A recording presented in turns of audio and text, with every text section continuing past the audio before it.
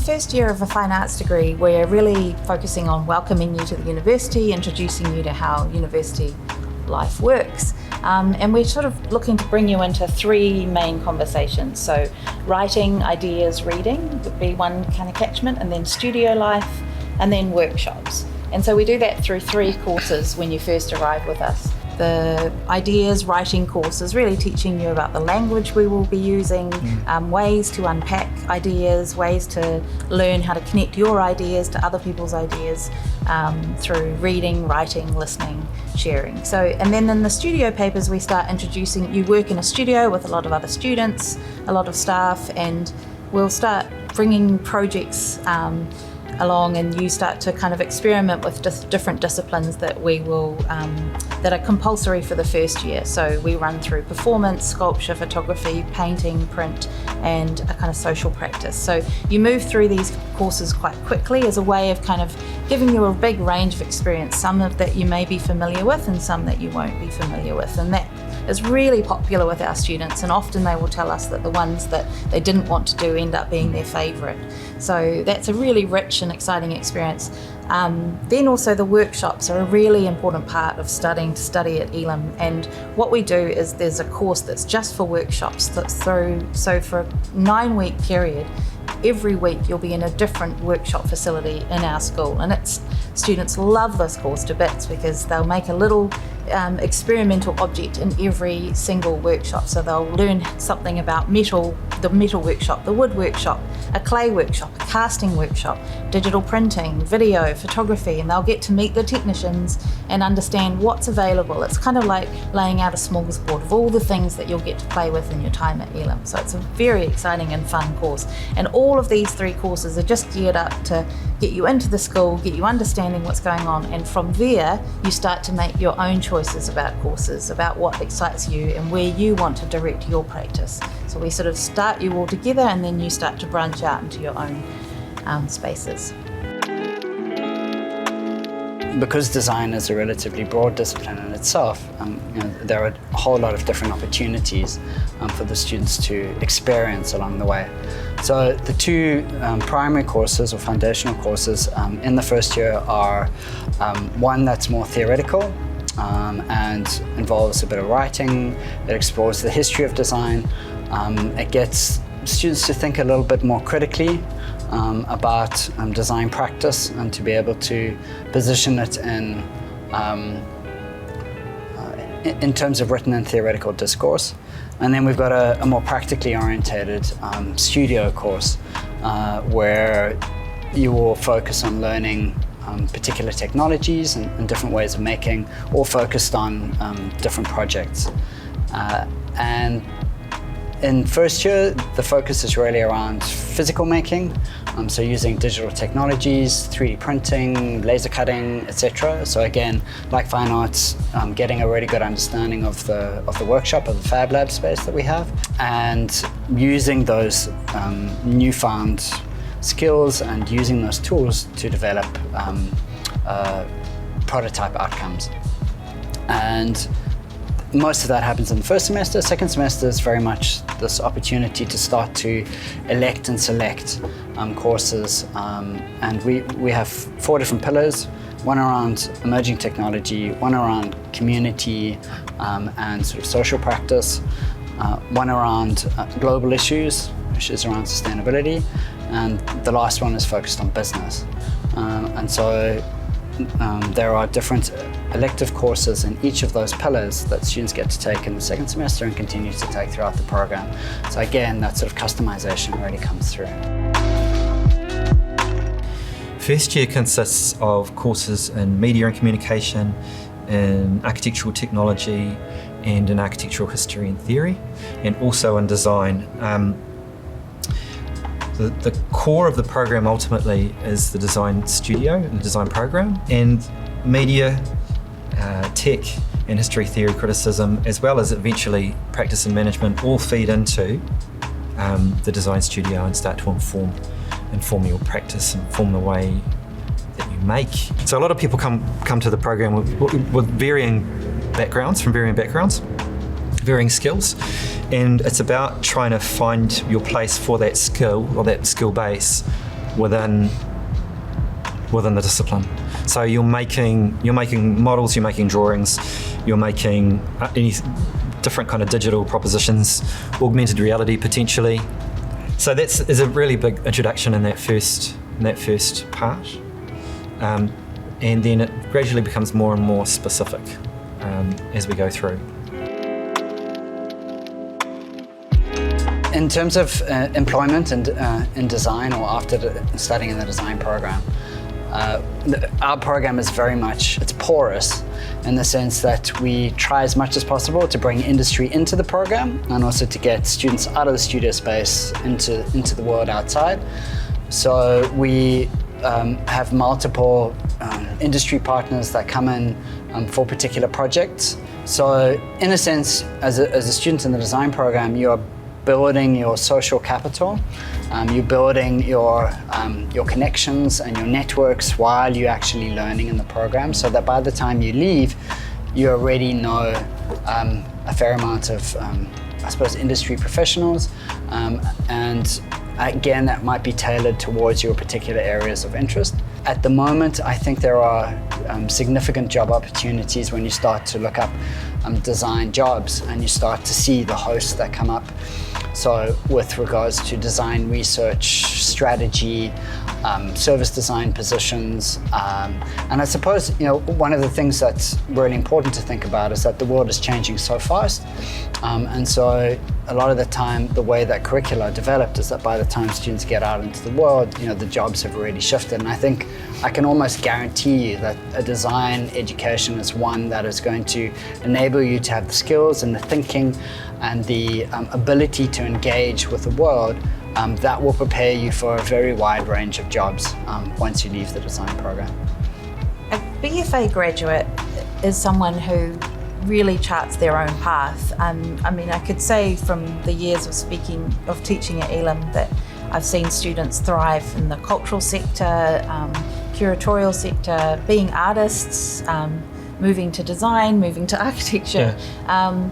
I guess what we focus on is teaching you about art, teaching you how to gain confidence in your ideas and gain confidence in your understanding of the wider context in which you work, so that you go to a gallery and you read a wall text and you understand it and you can say, no, I'm not really into that idea. You know your position. You've figured out how to articulate your perspective on how things sit, or at least how to ask questions in an interesting way. So we're teaching you about art, but we're also teaching you how to be inquisitive, how to be in the world and how to reflect what's going on around you in a really creative way and to think outside the box. So what we often say, I suppose, is that yes, we're teaching you how to be an artist or to work in any type of creative sector that you want to, but we're also thinking you how to be a resilient individual and a creative individual in a world that's really changing very quickly.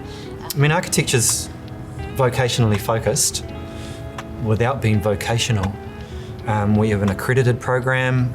To become a registered architect, you need to have done 5 years inside an accredited program, inside a school of architecture. Our final 2 years is what is accredited. So that's what we call a professional pathway. And yes, it's geared towards people becoming architects, and the larger proportion of our students leave either the end of our BAS or the end of our MArch Prof and go out and get work as architects in the profession. There are many who will complete the BAS and then find that they don't want to go on and become a professional architect, but the skills that they've gathered are equally applicable in other disciplines. We have other students who will go out and from the BAS and do any number of things, but a lot of it has to do with the building industry. There are others who have gone out and set up their own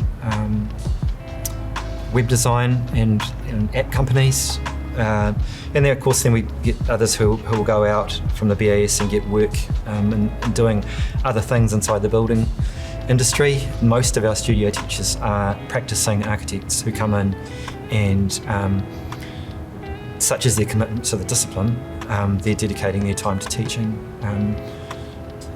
our students, up-and-coming architects, So that's a wonderful way to kind of use the word social capital. It's a way to meet and start building networks through your studio teachers and then the people who come in and critique and review the work. We always think that the most powerful network that you'll develop with us is each other. I love the first day at Elam when students arrive, because they've all been that kid in their school that's interested in art, and then on the first day they meet all the other ones. And it's so exciting for those people to sort of find this network. So that bond grows through your time at Elam, and they become your power network, and they will help change the future generations of the cultural landscape of New Zealand. So that's where the true power is. But we also, of course, do lots of things to connect you to different partners. We go to galleries, we'll introduce you to curators and lots of other artists in the time that you're there, and different organisations that work in different ways in the cultural sector. So it's definitely a very connected experience. And then as a graduating student, we get professional photos taken of your work that get profiled on our Elam Artists website, which is a really amazing resource for showing off all of our students and their amazing achievements while they're at Elam. So there's lots of ways that we would connect you to the big sprawling arts community of New Zealand. If you're inspired by the built environment, whether that be physical or whether it be digital, whether that's an augmented reality or whether it's potentially a movie set, or whether it's your house or whether it's the city, if you're inspired by the built environment and how that impacts and shapes people and how you might like to shape that, then it's architecture, I think, is... Yeah, I mean, I think design is really looking at the social, technological, physical, environmental, and how those all come together. So it provides you with a way of engaging with complexity. It begins with you seeing the world and seeing that there is change that's necessary, and then being able to have the tools and provides you with the tools to be able to look at this complexity and then say, okay, well, how do I intervene into the world? And those interventions can be technological, can be physical, can be systems, can be services, can be social. Yeah, so I mean, they're at a whole range of different dimensions, but relatively broad, because ultimately the solution needs to be able to respond to the complexity of the problem at hand.